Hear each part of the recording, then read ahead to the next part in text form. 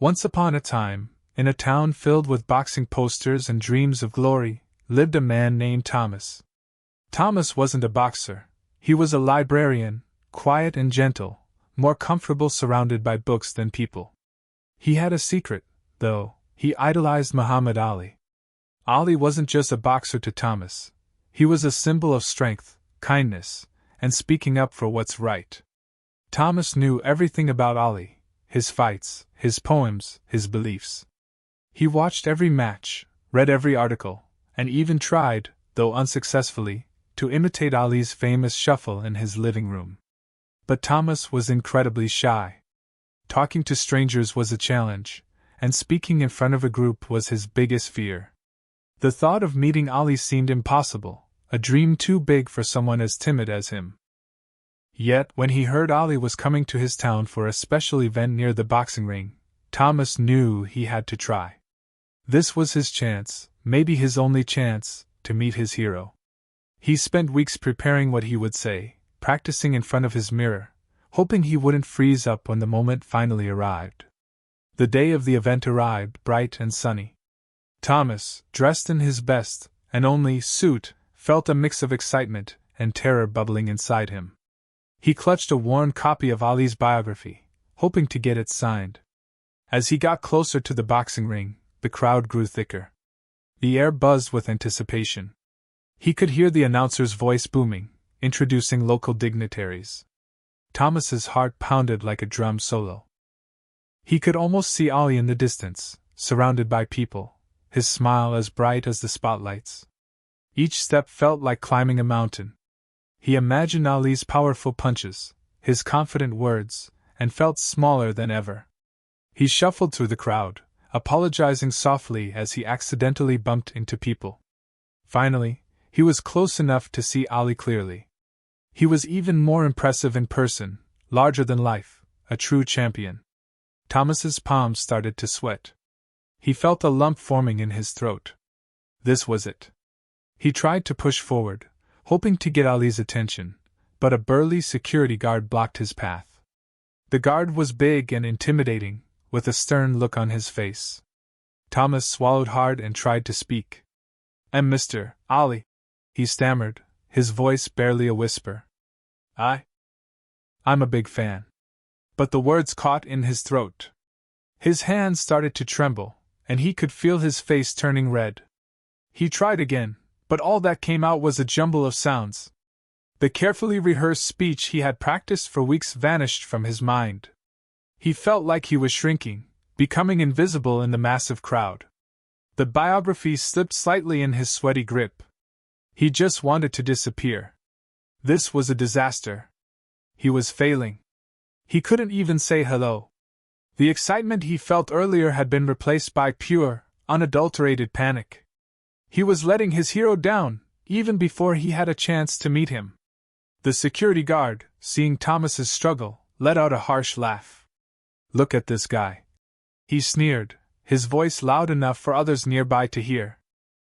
"Can't even say hello. What a weirdo!" Thomas's face burned with shame. He wanted the ground to swallow him whole. He gripped the book tighter, his knuckles white. The guard's words were like a punch to the stomach, confirming all his worst fears about himself. He was a failure, just like he always thought. Other people started to stare, some whispering and giggling. Thomas felt exposed and vulnerable, like a small bird caught in a storm. He wished he had never come. He should have stayed home with his books, safe and hidden away from the world. He closed his eyes, wishing he could disappear. He imagined Ali would be disgusted by him, another disappointment in a world full of them. He was about to turn and run, to escape the humiliation, when something unexpected happened. Through his blurry vision, Thomas saw movement. Muhammad Ali, who had been deep in conversation with a local politician, suddenly stopped talking. His eyes narrowed, and he seemed to be looking directly at Thomas. For a moment, Thomas thought he was imagining things. Surely, Ali wouldn't notice him, not in this huge crowd. But then Ali said something to the politician, a quick apology, and started to walk towards Thomas. The crowd parted slightly, like the Red Sea in the Bible story Thomas sometimes read to children at the library. Ali's face was serious, his brow furrowed. Thomas couldn't understand why the champion was coming his way, but a tiny spark of hope flickered within him. Maybe, just maybe, this wouldn't be a complete disaster after all. Maybe Ali wasn't like the security guard. Maybe, just maybe, Ali saw something in him. Ali reached Thomas and stood in front of him, his presence radiating warmth and strength. He looked at Thomas, really looked at him, with kind eyes that seemed to see right through his shyness and fear. Thomas was so close he could smell the faint scent of aftershave, and feel the energy that seemed to crackle around the champion. He noticed the security guard standing nearby, a smirk still playing on his lips. Ali's expression hardened slightly as he turned his attention to the guard. The crowd grew quiet, sensing that something important was about to happen. Even the announcer seemed to lower his voice, as if out of respect for the moment. Thomas held his breath, unsure of what to expect, but feeling a strange sense of protection, as if Ali had stepped in to shield him from the world. He felt a surge of gratitude towards his hero. Ali turned to the security guard, his voice calm but firm, a quiet power that commanded respect. "Step aside," he said, his eyes unwavering. The guard, who had been so confident just moments before, suddenly seemed to shrink. He mumbled something under his breath, but Ali didn't flinch. "I said step aside," Ali repeated, his voice a little louder this time. The guard, realizing he was outmatched, finally obeyed. He took a step back, his smirk completely gone, replaced by a look of sheepish embarrassment. He avoided eye contact with both Ali and Thomas, shuffling his feet nervously. The crowd watched in silence, witnessing the power of Ali's quiet strength. Thomas felt a wave of relief wash over him as the guard moved away. He could finally breathe again, the weight of humiliation lifting from his shoulders. He couldn't believe Ali had stood up for him. It was like something out of a dream. With the security guard out of the way, Ali turned back to Thomas, his face softening into a warm smile. He opened his arms and gave Thomas a hug. Not a quick, polite hug, but a real, genuine hug that made Thomas feel like he mattered. Thomas was stunned. He had never been hugged by anyone famous before, let alone his hero. He awkwardly returned the hug, feeling the strength and kindness radiating from Ali. In that moment, all his shyness and fear seemed to melt away. He felt accepted, understood, and valued. It was a feeling he had never experienced before. He realized that Ali wasn't just a great boxer, he was a great human being. The hug felt like a silent message, a promise of support and understanding. It was a moment Thomas would cherish forever. He felt like he could finally breathe, like he was finally home. Breaking the hug, Ali smiled and said, "Let's get a picture, champ." He gestured to someone in the crowd with a camera, and in a flash, they were posing together. Ali put his arm around Thomas's shoulder, pulling him close. Thomas, still a little dazed, managed a weak smile for the camera. The flash went off, capturing the moment forever. It wasn't just a picture with a famous person, it was a picture of kindness, courage, and acceptance. As the camera person stepped away, Thomas finally found his voice. "Thank you, Mr. Ali," he said, his voice still a little shaky, but stronger than before.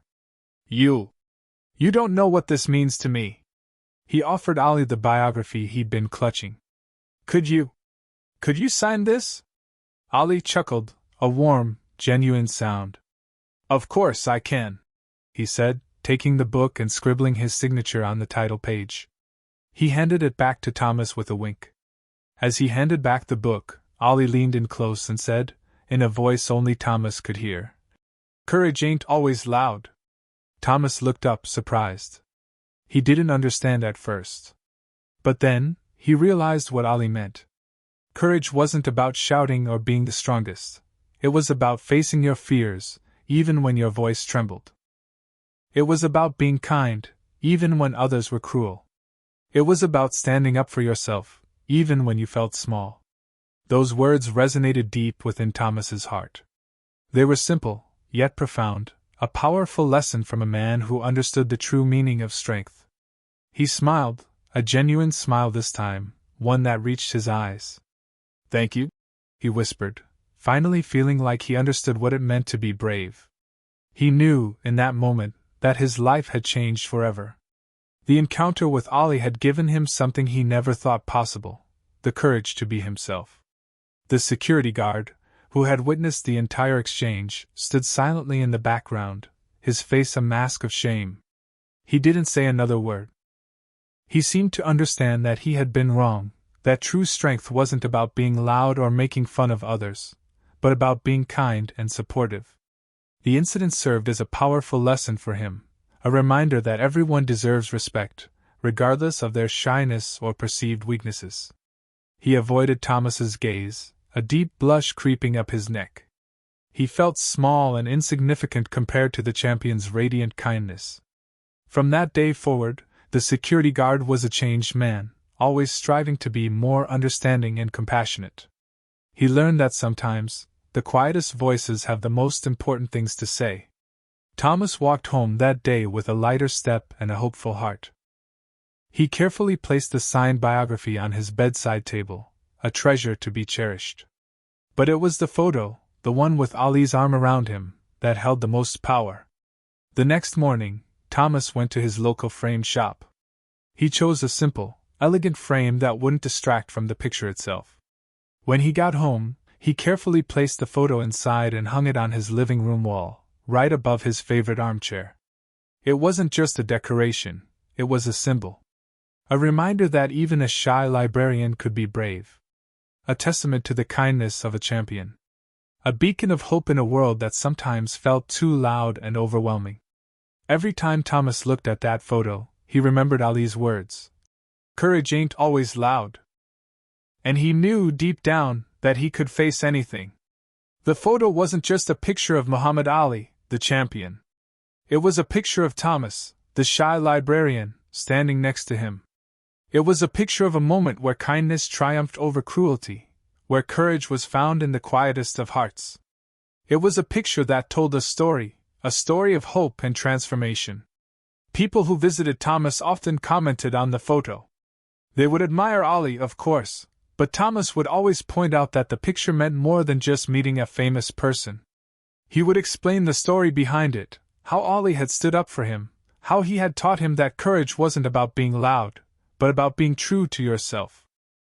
And as he shared the story, Thomas's voice would grow stronger, his eyes would sparkle with newfound confidence, and his shyness would fade away, replaced by the quiet strength that Ali had recognized in him all along. Slowly, Thomas started to speak up more at the library. When a child was being bullied, he would gently intervene, reminding them that everyone deserves to be treated with respect. When a patron was struggling to find a book, he would patiently guide them, offering suggestions and encouragement. He even started a small reading group for shy children, creating a safe space where they could share their thoughts and feelings without fear of judgment.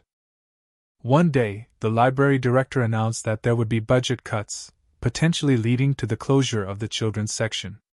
Thomas, remembering Ali's words, felt a surge of courage. He stood up at the staff meeting, his voice trembling slightly, but clear and strong. He spoke passionately about the importance of the children's section, how it provided a haven for young readers, and how it fostered a love of learning. He argued eloquently for its preservation, and to his surprise, the director listened. In the end, the children's section was saved, all thanks to Thomas's newfound courage. Thomas's life transformed. He still loved his books and his quiet moments, but he no longer let fear hold him back. He joined a local volunteer group, helping to clean up the park. He started writing letters to the editor, expressing his opinions on important issues. He even took a public speaking class, determined to overcome his shyness once and for all. He wasn't loud or boastful, but he was present. He was engaged. He was making a difference, one small act of courage at a time. And every time he felt scared or uncertain, he would look at the photo on his wall, the one with Ali's arm around him, and remember those words. Courage ain't always loud. It was a reminder that he didn't have to be a champion boxer to be brave. He just had to be himself, kind and compassionate, and willing to speak up for what was right. And that, he realized, was a victory in itself. And so Thomas, the shy librarian, became a pillar of his community, a quiet force for good, all because of a brief but powerful encounter with Muhammad Ali. He never forgot the champion's kindness, his understanding, and his simple yet profound message. Courage ain't always loud. Years later, when Ali passed away, Thomas felt a deep sense of loss. He went back to the frame shop and had the photo professionally preserved, ensuring that it would last for generations to come. He continued to share the story with everyone he met, keeping Ali's memory alive and inspiring others to find their own quiet courage. The photo remained on his wall, a constant reminder that even the smallest act of kindness can have a ripple effect, transforming not only one life, but countless others. It was a testament to the power of human connection, the importance of standing up for what's right, and the enduring legacy of a champion who taught the world that true courage comes in many forms, and sometimes it whispers.